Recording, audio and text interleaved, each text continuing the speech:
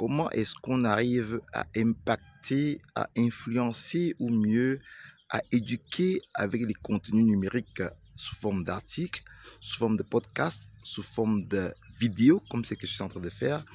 Comment est-ce qu'on arrive à inspirer, captiver et former une masse critique simplement en produisant les contenus numériques comme c'est que je suis en train de faire.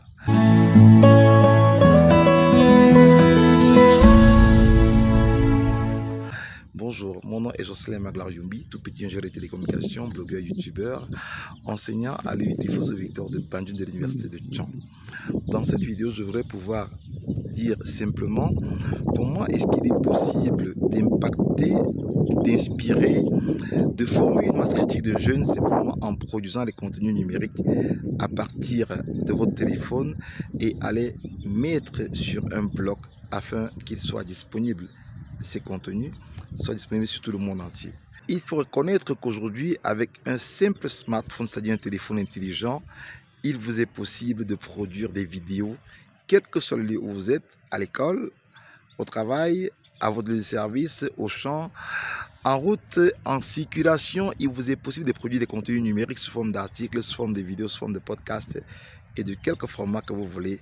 C'est pratique aujourd'hui parce que vous n'avez qu'à voir lors des cérémonies, tout le monde s'improvise en photographe et fait des photos avec son smartphone. Produire des contenus numériques n'est plus un secret de polichinelle pour qui que ce soit, mais ça devient une activité ludique peut-être, mais ça peut aussi devenir une activité rentable aussi bien pour les travailleurs professionnels, pour les artisans, pour les éleveurs, pour les agriculteurs et plus encore pour les seniors qui non seulement ont une somme d'expérience à partager, mais aussi qui ont des instructions à donner aux plus jeunes.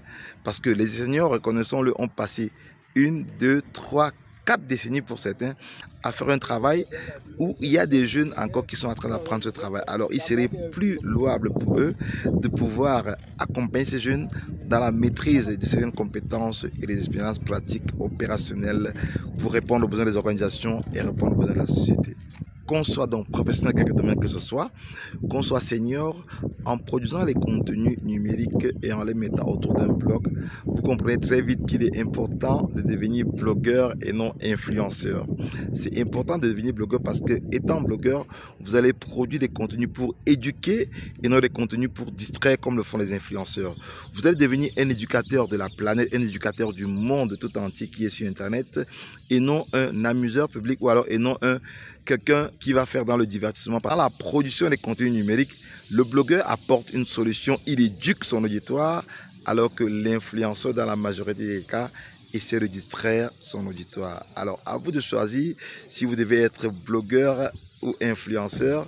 De toute façon, le guide pratique pourquoi devenir blogueur et non influenceur est disponible au bas de cette vidéo. Cliquez juste en bas de cette vidéo pour apprendre davantage sur le pourquoi vous devez devenir blogueur et non influenceur et ainsi impacter non seulement la vie de tous ceux qui vous suivent, mais aussi la vie de la jeunesse en perte de repères.